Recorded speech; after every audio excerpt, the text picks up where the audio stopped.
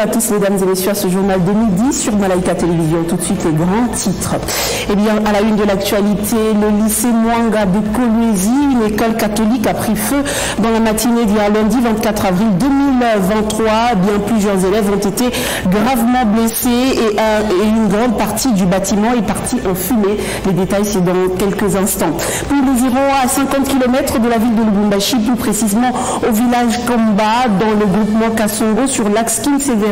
Et bien là, l'approvisionnement en eau potable reste un casse-tête pour les habitants qui y vivent justement. Et bien ces derniers lancent un cri de détresse aux autorités. C'est donc tout pour le titre. Merci de rester avec nous pour le développement. Pour commencer, à Kolwezi, comme je venais de l'annoncer tout à l'heure, le lycée Mwanga, une école catholique des filles, a pris feu dans la matinée d'hier lundi 24 avril 2023. L'incendie s'est déclaré à 8 heures et les pompiers ont réussi à maîtriser le feu vers 13 heures. Les précisions dans ce reportage. Les lycées Mwanga a amputé de quelques bâtiments suite à un incendie qui s'est déclaré tôt, c'est lundi 24 avril 2023. Le feu a commencé à partir de l'internat jusqu'à ravager tous les bâtiments de l'école primaire et une partie du secondaire. Selon les témoins trouvés sur place, c'est un court-circuit qui serait à la base de cet incendie. Quand elles ont vu le feu, elles ont paniqué. Elles ont commencé à sauter. Mais quand nous sommes arrivés, parmi celles qui avaient paniqué, d'autres se sont blessées. Mais toutes celles qui étaient dans les salles de classe, on les a évacuées calmement. De fractures, il y a eu, mais le décès, on n'a pas vu.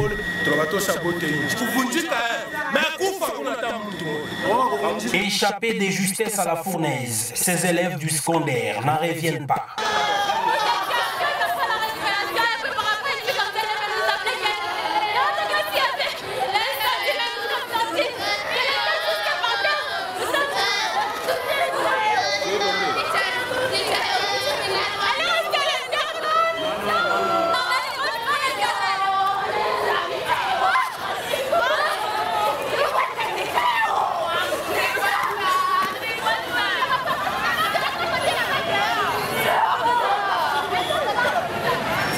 Aussitôt informé, le membre du gouvernement provincial du Lualaba, avec à sa tête le ministre de l'Intérieur, sont arrivés sur les lieux du drame pour estimer les dégâts. Grâce aux camions anti-incendie d'une entreprise minière et ceux de la commune de Dilala et de la mairie, cet incendie a pu être maîtrisé. Les bilans fait état d'une trentaine de blessés. Eh bien, après cet incendie qui a ravagé une bonne partie du lycée Mwanga, le gouvernement provincial du Lualaba a dressé un bilan provincial, mais un bilan provisoire, j'y arrive. Eh bien, le ministre provincial de l'Intérieur a souligné que les dégâts matériels sont importants et quant au bilan humain, il n'y a pas eu mort d'homme, mais plus de blessés. Les précisions, c'est dans ce reportage. Nous savons tous qu'il y a eu incendie au lycée Mwanga, qui est l'une des grandes écoles de la ville de Kolwezi et pourquoi pas de la province du Lualaba. Tout le monde a été mobilisé, notamment 11 camions-citernes et tous les responsables de la ville de Kolwezi. Nous étions au lycée Mwanga pour assister à la lutte a mené le groupe des sapeurs-pompiers pour lutter contre ces flammes. Nous avons d'abord constaté que les flammes étaient très fortes, mais Dieu merci, les flammes ont été maîtrisées. Quant au bilan, jusque-là, Dieu merci, nous ne déplorons aucun mort. Donc, aucune de nos filles du lycée Mwanga n'est décédée jusque-là. Néanmoins, j'ai à mes côtés le ministre de la Santé qui peut donner en détail les quelques cas qui sont pris en charge par les structures sanitaires de la ville de Kolwezi. Et nous osons croire qu'après, il n'y aurait pas de mort. Mais pour le moment, il n'y a pas un seul cas de décès par rapport à l'incendie que nous avons connu ce matin. Nous déplorons aussi le fait que du moins 50% du bâtiment a été endommagé et l'État pourra peut-être assister les sœurs ou l'Église catholique à reconstruire ce que nous avons perdu. Néanmoins, il y a lieu d'espérer que l'année scolaire n'est pas finie pour le lycée Mwanga. Il y a toujours moyen parce qu'il y a quelques locaux qui peuvent encore être utilisés en attendant la reconstruction de la partie endommagée. Et en nouvelle, le dossier Bukanga Lonzo, la Cour de cassation vient de se déclarer incompétente à juger l'ancien Premier ministre Augustin Matata Ponyo. Et selon maître Laurent Onyemba, l'un des avocats du sénateur qui a livré cette information sur son compte Twitter hier lundi 24 avril 2023. Et bien, lors de l'audience du jour, la Cour de cassation s'est déclarée incompétente à juger l'ancien Premier ministre Augustin Matata Ponyo.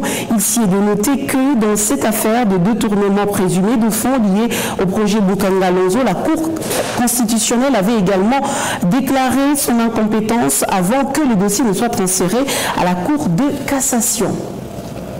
Parlons religion dans ce journal. L'Église catholique libre d'Afrique a célébré le 14e anniversaire de l'épiscopat de l'archevêque du Grand Katanga et le Kassai, Jérôme Mulambwe Simba. C'était le dimanche 23 avril 2023, une célébration eucharistique spéciale marquée par 2 grandes cérémonies. Les précisions ici avec Marcel Kataya.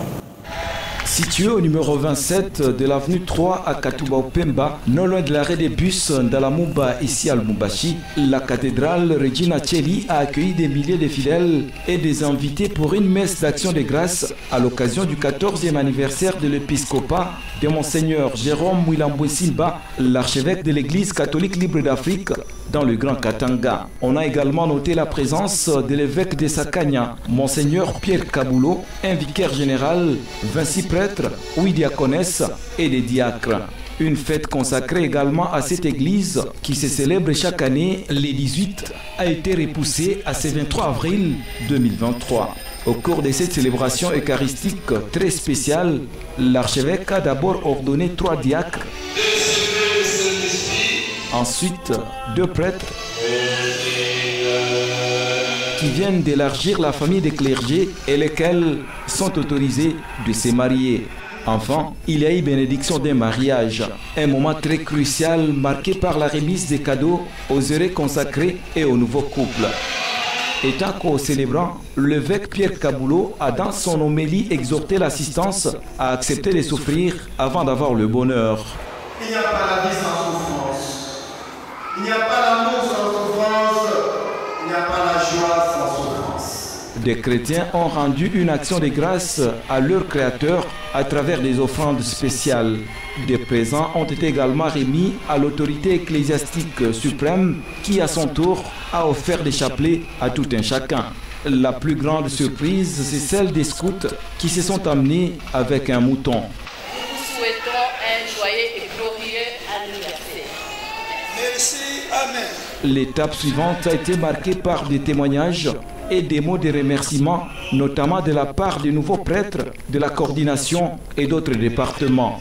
À cette même occasion, il a été annoncé la désignation du père Gilbert Hugo Mwanangwa comme nouveau vicaire général en remplacement de Monseigneur Damien Kaloumé. L'évangile pour tous, sans oublier d'autres projets d'intérêt communautaire.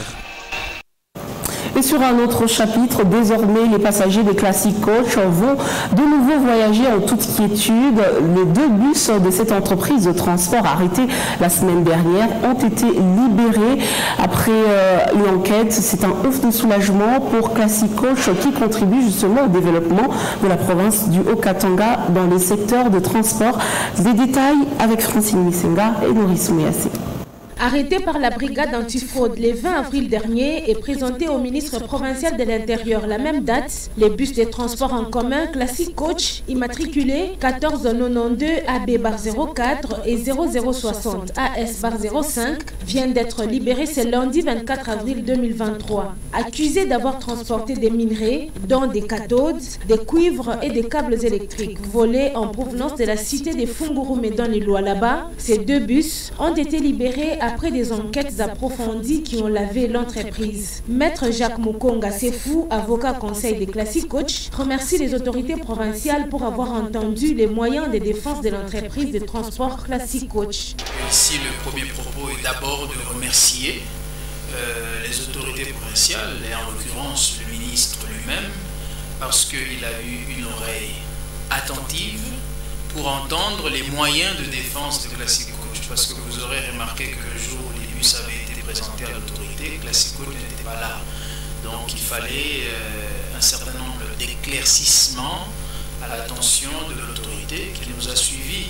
Et finalement, après des investigations approfondies, on s'est rendu compte qu'il n'en était rien de toutes les accusations qui ont été portées contre Classic Coach.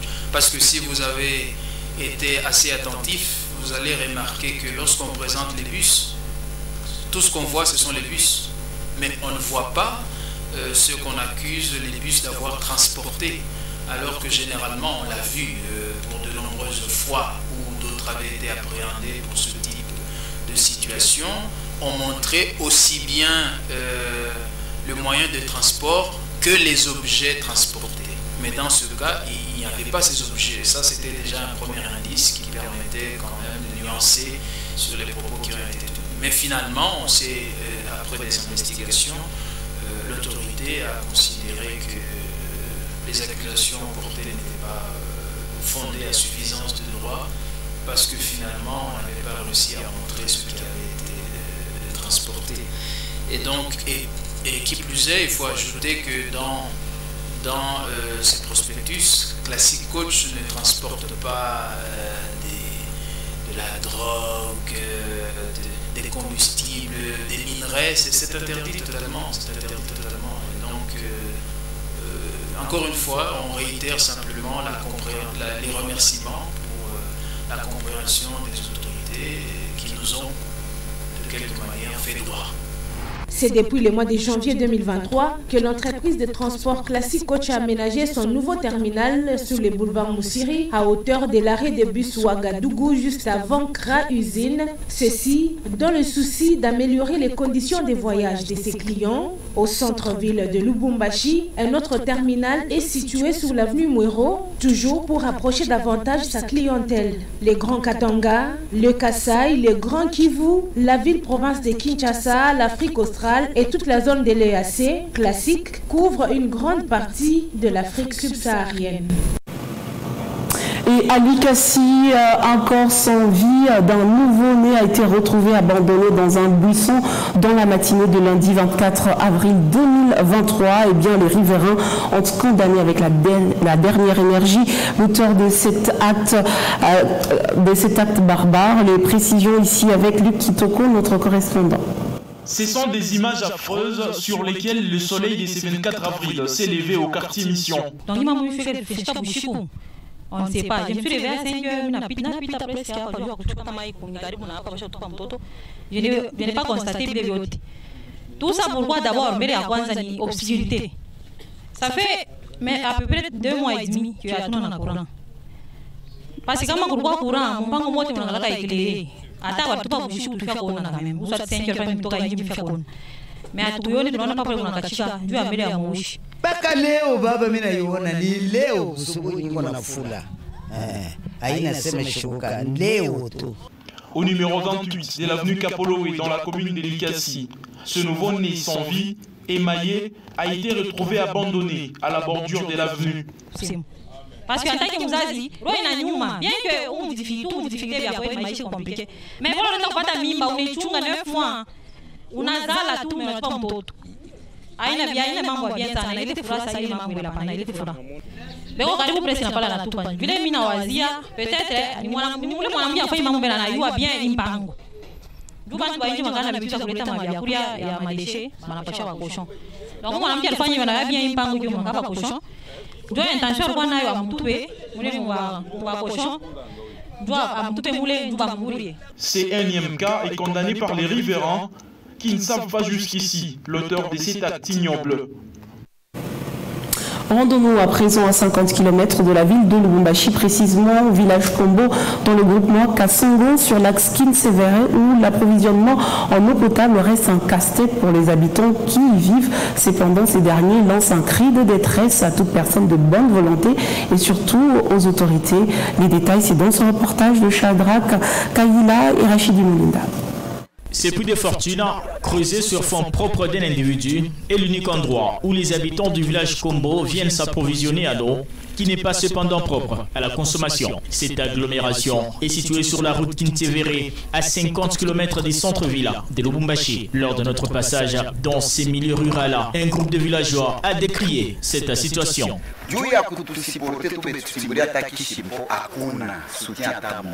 n'avons aucun soutien sur le village Kombo. Les députés que nous avions votés ne nous viennent pas en aide.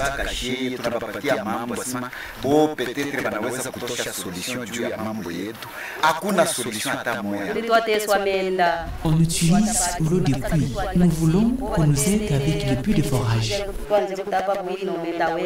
Nos besoins. Personne ne répond pas à nos besoins. Qu'allons-nous faire?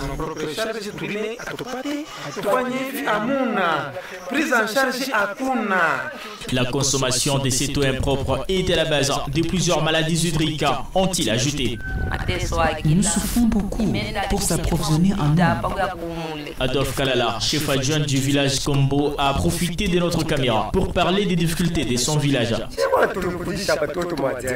Il faut consommer cette eau, on souffre de la diarrhée. Si ce n'était pas cette pluie, comment allons-nous vivre? Il s'est dénoté que depuis la création du village Kombo, cette entité n'a jamais bénéficié d'une borne fontaine. Parlons à présent de la célébration de la journée de la lutte contre la méningite qui est justement célébrée chaque année le 24 avril au niveau mondial pour sensibiliser le public sur cette maladie potentiellement mortelle et encourager les préventions et les traitements. Et bien, en cette édition 2023, cette journée met l'accent sur la solution en Afrique où la méningite est un problème de santé majeur. Aline Chabani pour le Focus.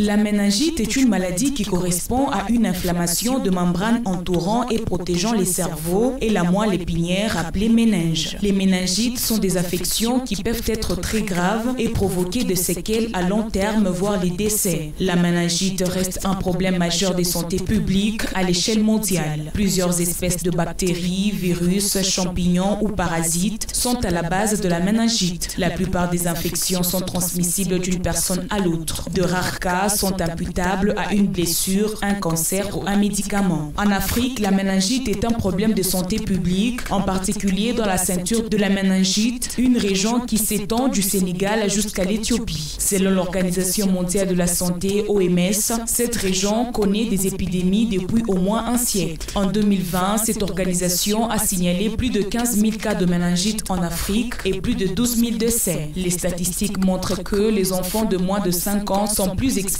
et les taux de mortalité est également plus élevé chez les enfants que chez les adultes. Les enfants qui survivent subissent des dommages permanents au cerveau, notamment une perte auditive ou une déficience intellectuelle. La vaccination reste le seul moyen pour lutter contre cette maladie mortelle. À noter que l'OMS a établi la feuille de route mondiale dénommée Vaincre la méningite à l'horizon 2030 avec comme objectif d'éliminer les épidémies de méningite bactérienne, réduire le nombre de cas imputables à la méningite et réduire le handicap et améliorer la qualité de vie à la suite d'une méningite ou toute autre cause confondue. Et cela fait pratiquement 33 ans que le maréchal Mobutu Sese Seko avait annoncé la fin du parti unique au Zaïre et avait fait du MPR, Mouvement populaire de la Révolution, le seul parti légal du pays. Le Zaïre était alors plongé dans une longue période d'instabilité politique et économique. Graciel Kabanga revient dans l'histoire politique dans ce jour marquant l'histoire politique de la RDC.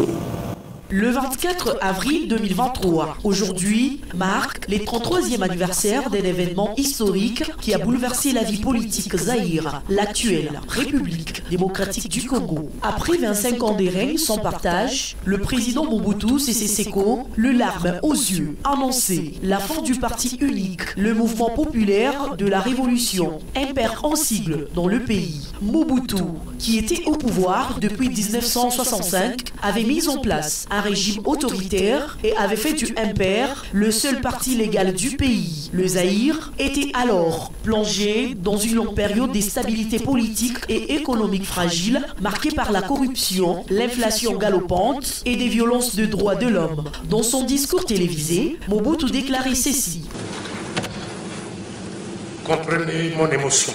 une phrase qui restera à jamais gravée dans la mémoire du Congolais. Ces jours-là, le président acceptait finalement de céder à la passion populaire et internationale pour instaurer un système politique plus ouvert et démocratique. La fin du parti unique et les retours au pluralisme politique ont ouvert la voie à la création de plusieurs partis politiques et à l'organisation d'élections multipartites. Cependant, les années qui ont suivi n'ont pas été exemptées des difficultés avec des tensions politiques et des conflits armés qui ont continué à secouer la République démocratique du Congo.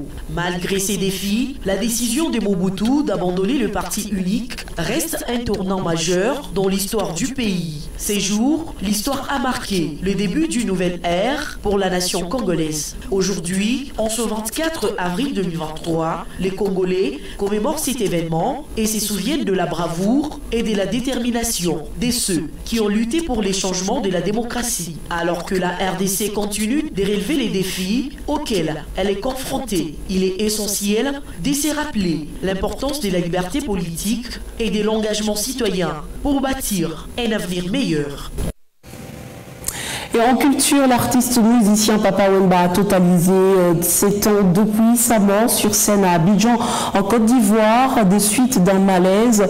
Il fut le roi de la SAP et un pilier de la rumba congolaise. Et le 24 avril 2023, votre rédaction a rencontré quelques artistes, sapeurs et musiciens de Lubumbashi qui sont tour à tour revenus sur l'histoire marquante de cet artiste congolais. Jérémy Jafari et Roli Lokinda. 24 avril 2016, 24 avril 2023. Déjà 7 ans dans l'au-delà. Il s'agit de l'artiste musicien Papa Wemba. Monté sur scène à 5h10 du matin. En Côte d'Ivoire, l'homme au rythme de la rumba congolaise a connu un malaise cardiaque à l'âge de 66 ans, alors qu'il s'est produisé à la 9e édition du Festival de musiques urbaines d'Anoumabo. Avec près de 50 ans de carrière, Papa Wemba est considéré comme une des légendes de la musique congolaise et africaine. Pour se souvenir de lui, Lévi Niwa, artiste musicien de Lubumbashi, chante un extrait de Papa Wemba, à savoir le titre Nzete.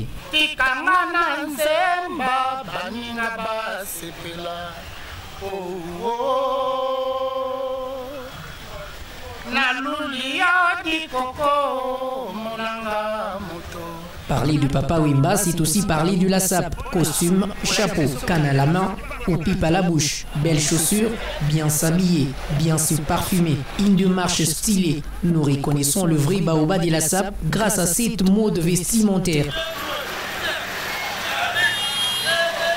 Papa Wemba est devenu une idole pour plusieurs Congolais.